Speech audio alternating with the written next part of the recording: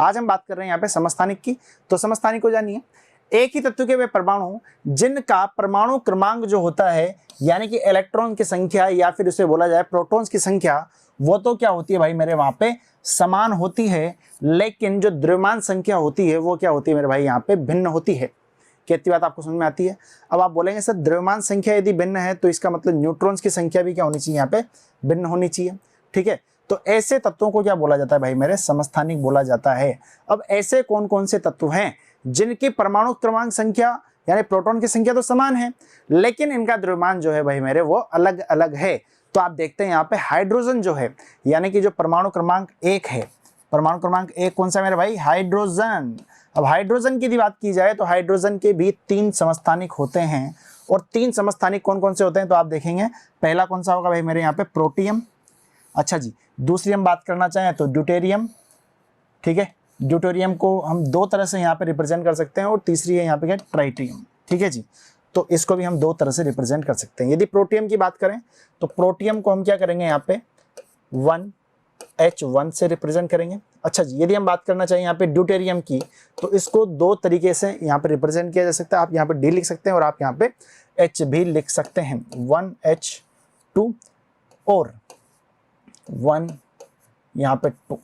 ठीक है जी, T की यदि बात की जाए तो ऐसा लिख सकते हैं 1T3, और क्या लिख सकते हैं आप इसको 1,3 और यहाँ पे हाइड्रोजन। ठीक है, यानी कि जो ड्यूटेरियम रहेगा उसको रिप्रेजेंट 2 तरीके से किया जा सकता है, और ट्राइटियम जो रहेगा उसको भी 2 तरीके से रिप्रेजेंट किया जा सकता है। ठीक है, अब आप यहाँ पे देख पा रहे होंगे कि सर जब आपने पिछले क्लासेस में हमें बताया था ना, तो पिछली क्लासेस में क्या कहानी चली थी कि सर जो तत्व जो रहेगा उसके नीचे वाला जो रहेगा ना यहाँ पे ये, वो तो क्या होगी, उसकी परमाणु संख्या होगी।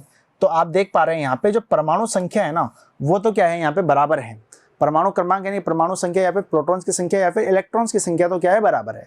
लेकिन यदि हम बात करें यहाँ पे द्रव्यमान संख्या की, एक जगह 1 दे रखी है, एक जगह 2 आ रही है, और एक जगह पे यहाँ पे 3 आ रही है। इसका मतलब सर द्रव्यमान संख्या अलग अलग हो गई। अब इसका मतलब ये भी हो गया कि सर यहाँ पे न्यूट्रॉन्स की संख्या भी क्या हो गई भाई मेरे, अलग अलग हो गई। अब इस तरह के जो तत्व हैं उनको हम देख सकते हैं यहाँ पे, देखिए तीनों जो समस्थानिक है हाइड्रोजन के वो आपके सामने लिखे हुए हैं। यदि हम इनका विश्लेषण करना चाहें, एनालिसिस करना चाहें, तो आप देखते हैं कि सर 1 लिखा हुआ है, 1 लिखा हुआ है, और यहाँ भी 1 लिखा हुआ है। इसका मतलब एटॉमिक नंबर यानी कि परमाणु क्रमांक कितना होगा भाई मेरे यहाँ पे, 1 होगा। और नंबर ऑफ इलेक्ट्रॉन्स और नंबर ऑफ प्रोटॉन्स कितने होंगे, तो आप बोलेंगे सर 1 1 रहेंगे। यानी sir electron proton electron proton electron proton सब क्या है, 1 आएंगे। अच्छा जी, यदि हम बात करना चाहें यहाँ पे 1H1 में, तो 1H1 में ये क्या दर्शाता है, तो आप बोलेंगे सर ये जो है ना वो क्या दर्शाएगा, द्रव्यमान संख्या दर्शाएगा।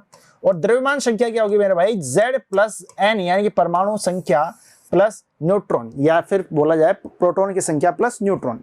अच्छा, प्रोटॉन की संख्या तो सर यहाँ पे 1 आ गई, तो इसका मतलब यहाँ पे न्यूट्रॉन कितना होना चाहिए, तो आप बोलेंगे सर न्यूट्रॉन यहाँ पे कितना आ जाएगा मेरे भाई, 0 आ जाएगा। और आप देखेंगे यहाँ पे प्रोटॉन और न्यूट्रॉन को जोड़ेंगे तो कितना आएगा, यहाँ पे इसका द्रव्यमान संख्या कितनी आ जाएगी, 1 आ जाएगी। पक्की बात है।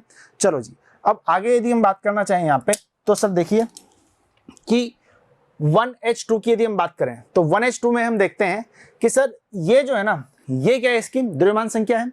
अच्छा, यदि ये इसकी द्रव्यमान संख्या है तो सर यहाँ पे 1 जो है प्रोटॉन है, और 2 क्या है द्रव्यमान संख्या है, तो 1 क्या हो जाएगा यहाँ पे, न्यूट्रॉन हो जाएगा। तो यानी कि न्यूट्रॉन की संख्या कितनी आ गई यहाँ पे, 1। ठीक है, अगली हम बात करें तो यहाँ पे न्यूट्रॉन कितने आ गए, 2। और आप देख सकते हैं 1 2 3 इसके क्या है यहाँ पे द्रव्यमान संख्या हो जाएगी। ठीक है, और यदि आगे कहानी को और बढ़ाया जाए तो क्लोरीन के भी यहाँ पे 2 समस्थानिक होते हैं। आपने देखा होगा, एक तो Cl35 और एक Cl37। तो ये दोनों क्या होते हैं, इसके क्लोरीन के समस्थानिक होते हैं। ठीक है जी, अब इसी प्रकार से संभारिक भी होते हैं कुछ। ठीक है, तो इन्हें तो क्या बोला जाता है, यदि हम बात करें यहाँ पे समस्थानिक की, तो इन्हें बोला जाता है आइसोटोप्स बोला जाएगा। ठीक है, और आगे हम पढ़ेंगे अगले क्लास में क्या कि संभारिक क्या होते हैं। ठीक है, उनकी क्या प्रकृति होती है, जिस तरह से यहाँ पे इनका परमाणु क्रमांक तो 1 है, लेकिन द्रव्यमान संख्या इनकी क्या है भाई मेरे, अलग अलग है। ठीक है, तो संभारिकों के बारे में क्या परिभाषा है वो हम अगली क्लास में पढ़ेंगे। तो जुड़े रहिए मिशन ज्ञान के साथ में। धन्यवाद।